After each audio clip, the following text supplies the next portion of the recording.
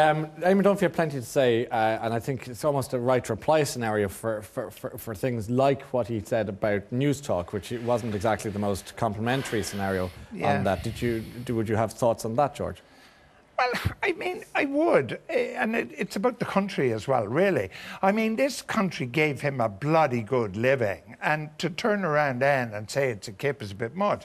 But News Talk gave him a bloody good living. He was the highest paid broadcaster in News Talk on an hourly basis, bar none. And then to turn around and to say to these young people, because you know broadcasting's a young people's business, apart from O'Hurley here and myself. It's a young people's business. And to say to these young broadcasters in News Talk who've got degrees in journalism, a master's in journalism, and in some way they're just ciphers for Dennis O'Brien, and that they have no mind of their own. And let me tell you, by extension, he said that I was just a cipher for Dennis O'Brien. Well, Eamon, if you're watching, you can put that in your football and kick it. Because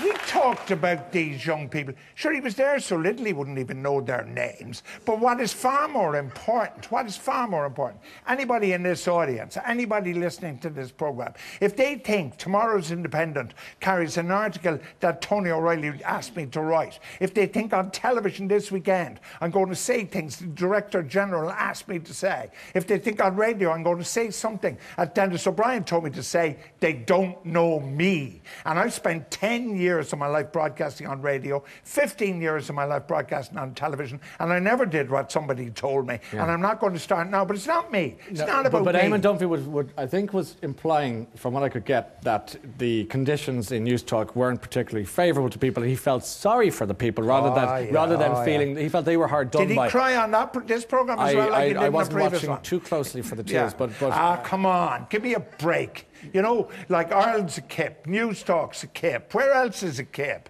Like, has he not got a good word to say about anybody?